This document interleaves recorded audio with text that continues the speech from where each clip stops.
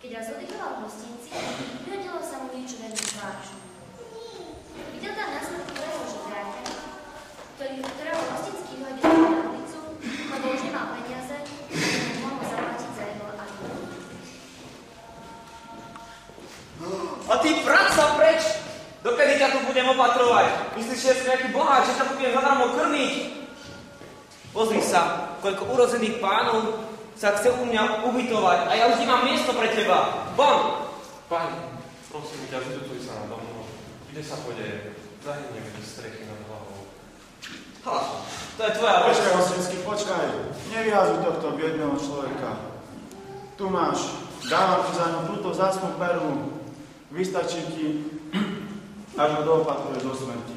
Postaraj sa o ňu, prosím. Ďakujem.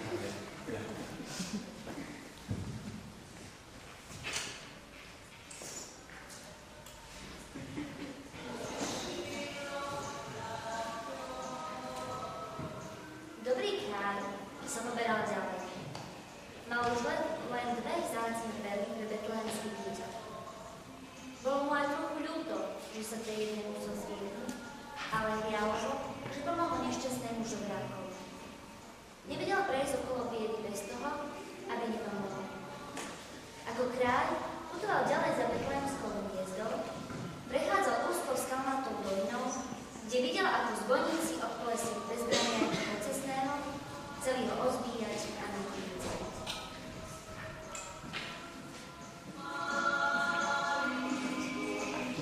Dávaj peniaze a všetky do posledného. Ja nemám, nemám. Ešte že čo? Aby si našiel úder. Tu skončíš. Počkajte, zbojníci. Nechajte tohto biedného človeka. Tu máte za ňu cenu a nechajte ho ísť. Poď teda, rýchlo, kým si to nerozmyslí. Ďakujem vám, pani. Zastajem s tým život. Nech vám to Bůh odmení. Budem vám vďačný na Nemám za čo. Veľmi rád som to spravil. Zákaz? A čo bolo ďalej? Daroval som ty kráľ aj posledného? Keby daroval, čo by to doniesol, když to bude betlehemské? Nechajme starku, nech nám to dopovie. Už dobrému kráľovi ostala pre betlehemské dieťatko len jedna perla. Ale neľutoval, veď zachránil život tomuto nešťastnému pocestnému. Musel sa to ponáhľať, aby do Betlehema prišiel na čas. Keď prechádzal neveľkým mestečkom, práve ho popalili Herodesovi vojaci. Bili ľudí a malé deti chlapčekov hádzali do okna. Tom zazrel, ako a matke zlu malého chlapčeka. Daj sem to dieťa! Daj sem to dieťa!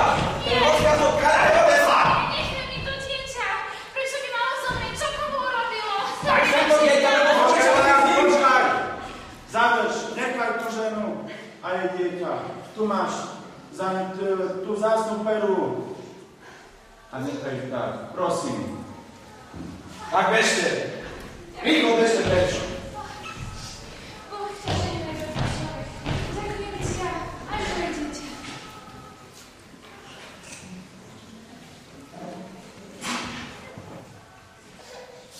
Štvrtý kráľ už mieril Betlehema, ale začal sa v duchu hanbiť, že nemal vôbec nič pre dieťatkovi na zvyšku.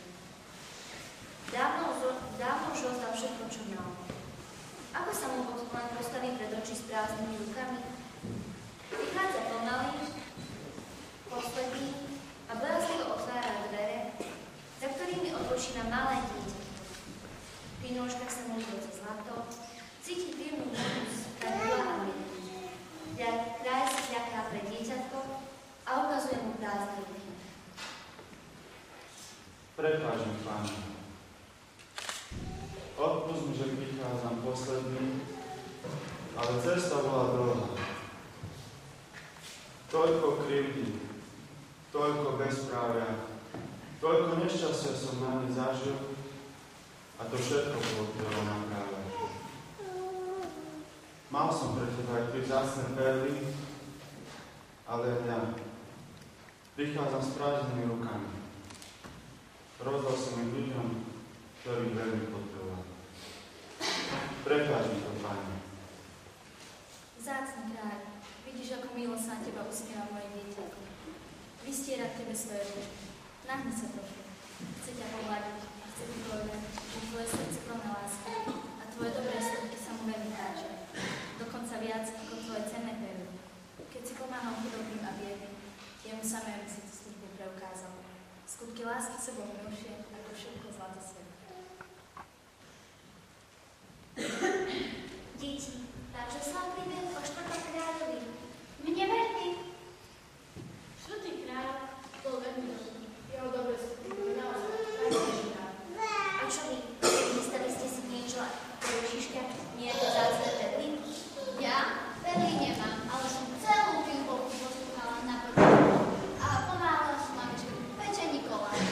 Ja som sa tiež usilovala, aby som bola dobrá. Vôbec som sa nehádala so sestrou a splnila som všetky úlohy, ktoré som dostala. Aj pani učiteľka ma pomáhala. A aj ja som celkom pomáhala mamičke. Vôbec som mi nehnevala a vždy som po tebe učila. To mám z vás radosť. Mamička mi je písala, že sa veľmi snažíte. Keď sa všetci spolu naobedujeme, pôjdeme spoločne do chrámu. Bude tam jazyčková pobožnosť, básne detí, jazyčné